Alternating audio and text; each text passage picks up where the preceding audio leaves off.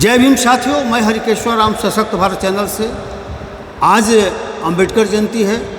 पूरे देश में धूमधाम से बाबा साहब की जयंती मनाई जा रही है। धूमधाम से तो हो रहा है, लेकिन बाबा साहब का जो विचार था, उस विचार को लोग मान भी रहे हैं क्या, या सिर्फ मान लीजिए कि धूमधाम से लोग मना रहे हैं। इसी बिंदु पर, कुछ बिंदु पर हम लोग बात करेंगे। जैसे कल ये एक कार्यक्रम हुआ, तो उसमें एक आदमी ने कह दिया कि भाई नीतीश कुमार जो है ना, बाबा साहब का दूसरा रूप है। दूसरे में ये कहा कि दलितों के वो मानस पिता है।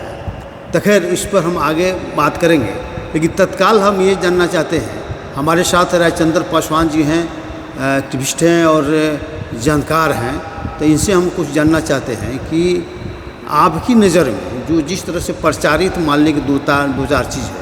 इससे पहला ये है कि दलितों को मुख्य धारा में लाने के लिए आरक्षण की मान लीजिए की व्यवस्था की गई है। तो वो मुख्य धारा क्या है आपकी नज़र में? मुख्य धारा क्या है, या उस मुख्य धारा के नाम पर लोगों को दिग्भ्रमित करने का काम मान लीजिए कि हो रहा है? तो इस संबंध में आपका हम पक्ष जानना चाहते हैं, तो आप बताना चाहेंगे इसको। जी, सबसे पहले बाबा साहब के आज इस जयंती पर बाबा साहब को कोटि कोटि नमन, और आपके इस चैनल को देखने वाले सभी दर्शकों को हमारे तरफ से जय भीम, जय संविधान। सर, जैसा आपने कहा कि बाबा साहब के द्वारा जो है शेड्यूल कास्ट को, स्पेशली ये समाज के मुख्य धारा में लोग कहते हैं कि उनके द्वारा, तो मुख्य धारा हमारे समझ से ऐसा कुछ नहीं। मेन उनका जो विचार था, उनकी विचारधारा थी देश में समतामूलक समाज की स्थापना करना। और समतामूलक समाज की स्थापना मतलब जैसे सभी लोग शिक्षित हों, सभी लोगों को पढ़ाई के मामला में हो, सामाजिक रूप से जीवन यापन में हो, नौकरी करने की हो, माने जो भी जीने के लिए, समाज में सम्मानपूर्वक जीवन व्यतीत करने के लिए जो व्यवस्था है, उसमें अन्य समाज के साथ साथ शेड्यूल्ड कास्ट भी बराबरी रूप में उनको भी बिल्कुल समान रूप से जो है वो ट्रीट किया जाए, किन्हीं के साथ कोई भेदभाव किसी स्तर पर नहीं हो। ये उनके लिए मेन विचारधारा थी। मतलब है कि कोई बाधक नहीं बने। मतलब मतलब कि शेड्यूल कास्ट हो, शेड्यूल ट्राइब्स हो, जनरल हो या ओबीसी कोई भी हो, अगर वो आगे बढ़ रहा है तो मान लीजिए कि धर्म के आड़ में, जाति के आड़ में कोई किसी को अड़ंगा नहीं डाले और बाधक नहीं बने। जैसा कि हम लोग जानते हैं सर कि शुरू में जो व्यवस्था लागू थी, उसमें कुछ खास वर्ग के लोगों को जैसे पढ़ाई से वंचित रखा जाता था, संपत्ति रखने का अधिकार नहीं था। तो ये व्यवस्था किया गया कि अब वो किसी तरह से कोई बाधा उत्पन्न नहीं करें, उनको भी समान रूप से वो अवसर मिले, प्राप्त हो।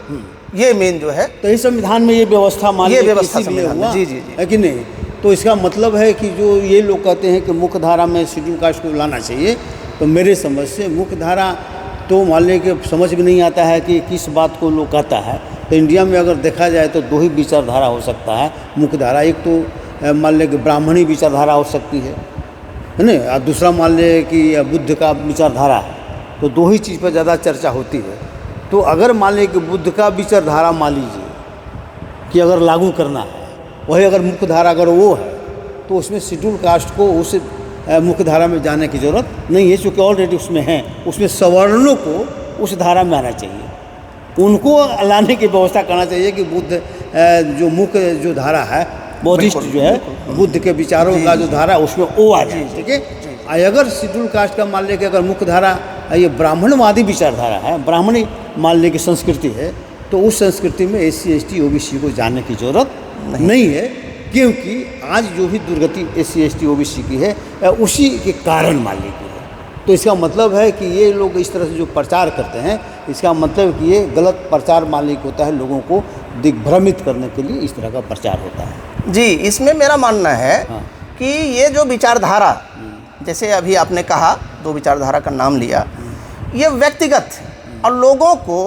जो संवैधानिक व्यवस्था है, संविधान के द्वारा जो वर्णित है, उसके आधार पर जो रहने की बात कही गई है, वो तो बार बार हम कह रहे हैं कि सब लोगों को समान रूप से अधिकार हो, कर्तव्य हो, जो भी, जैसे सबसे बड़ी बात हुई कि बाबा साहब के द्वारा जो दी गई सबसे जो बड़ी चीज़ है, यहीं पर बराबरी हुआ कि कोई भी हो उनको एक वोट का अधिकार, यह बिल्कुल बराबरी दिलाता है, चाहे वो किसी सामान्य मूल्य, उसका सभी का वैल्यू जो है बराबर है। तो ये अपने आप में सिद्ध करता है कि हर एक मामले के लिए वो समानता का विचारधारा है, और समानता के विचारधारा पर चाहे किसी जाति से हो, किसी समुदाय से हो, किसी समाज से हो, समानता को मानते हुए सभी जगह समानता स्थापित करने के लिए जो है ये संविधान की व्यवस्था। हाँ, अगर समतामूलक समाज की स्थापना हो जाए, दरअसल वही मुख्य धारा है जो अभी प्रक्रिया में। जी जी। अभी मान लीजिए कि समतामूलक समाज की स्थापना